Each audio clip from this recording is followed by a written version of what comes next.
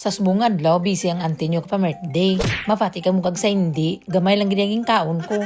Pati na lang bala ka mo para madaling istorya ta kay damo ko sang itikal subong sa inyong adlaw. So ginumpisan ko ang obra ko sa Sabado sang nagkayod anay ko kay ti nagpakitluoy bala siya mo bala nga kung pwede obrahan ko anay para may kwarta man kuno ko. Inipunggol. Pilang adlaw wala ko obra, ti luya bala matyaga ng bulsa, ti ba? May lang kita ko dako gawang na income ko to sa mga butilya ko to medyo paldo ang auntie nyo. Nag-ubra na lang ko para may sildo ko sa Lunis, balahaw. Pagkatapos ko sang ubra, nagpulo pa huway, anay ko dali lang para at least may charge siya balang battery naton para pa birthday, how? Tapos wala kong na nagkaon, ti kay kabalo ko, nga damo magkaon diri. Pero mapati ka mong sa hindi na challenge, ginang akong nga dahit sa bunga adlaw, ti mo. Pero nakaya ko gid siya na panindugan ko gid nga hindi gani ko magkaon sang damo. Light lang para ma-maintain naton. Charot. May araabis ang klase-klase ang pag-diet sang tao, te. Ang pag-diet nga gusto mo lang imo magwapa ka. Dira gid ma challenge gid sila ka magutom ka sa masiling ka gid nga ay mag-cheat anay ko subong. Tapos ang ari naman ang challenge naman nga ma-diet ka, it's because din ang gusto mo maginhawa ka o makaon ka. Amo ni nga mga challenge ti ang para sa akon nga gusto mo makaon pero tibalaan mo bala ti nga medyo subida gawang panginawa mo ikaw mismo sa sarili mo ay pitulon mo ginang kagalingon mo nga di ka magkaon pero it doesn't mean nga hindi ko yung magsharon damo magkaroon na sang isharon ti hindi kaya bitbiton lang gamay-gamay kundi ging karton ko eh. Hindi ka man kabatsyag sang huya kang iban gani dagko pa mo ng cartoon kasi say mo kag isa pa ang amon diri nga Sharon tita mandatory ini kaya mo mo gani isang pagkaon tapos pila lang magkaon dalhon sa balay para hindi masayang kundi paldo ang bana ko pagpuli namon bisan wa siya kaupod kay nabisi mo na siya kay lula nga puti ti ka balumang ka mo nga Sabado Mayo lang gani ti kay wala nagpapaligo si lula subong kundi nasipyat ko nakaten ko sa birthday kay kung nagpaatipad si subong sakon nga adlaw ate wala gid hindi gid ka pa birthday ang auntie nyo.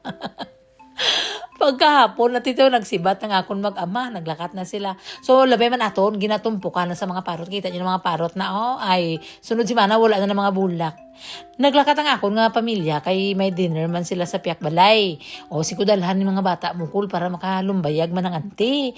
Kay subong makadto naman kita sa 70th birthday ni Tita Esther. Tapos ilang 43rd wedding anniversary o din kamuda. Sana Ay, nako. So, ako lang din nagkadto para makarampa-rampa nga ng auntie nyo. Ang hindi ko man balaan nga pwede dalon mga bata. So, pero mas maayong na lang ang nakasibat ako. Balaan ako pa huway man ako nga wala sang sabad-sabad diri, no? So, mostly mga maring-maring naman gyapon ang hari. Di mga kilala man natin gyapon tanan-tanan, te. And, diri naman kita. Muna naman yung hambal ko sa inyo. Dumudamo naman pagkaon. Gina-challenge ginang akon nga diet tita pero sa totoo lang ni nga istorya ya pati na lang bala ka mo para matapos tabala. Why ko nagkuha sang kanon cross my heart. Nag-try gid ako nga nag-behave ako kay hindi ko gusto bala i-break ang record ko bala nga more than 1 week na ko yung nagadulo diet no sugar no this no that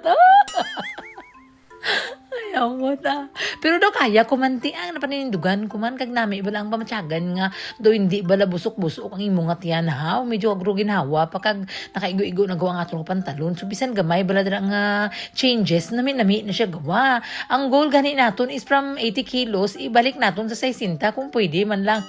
Sana So nag-renew sang baw sila ni tita ang si Tito no sa 43 years nga pag-upod no grabe sana all. May honeymoon sila karon bantay lang ka mo masundan pa niyang iya nga bunso. So amo to tita ang mga panghitabo subong adlaw medyo kapoy siya nga very light lang bala nga medyo okay lang ang dating niya. Hindi bala sinang perting kayod mo buong adlaw tapos perting kalapyo-lapyo kada mo ginubra. Today was just very relaxing day nagubra kadali mga 2 ka oras.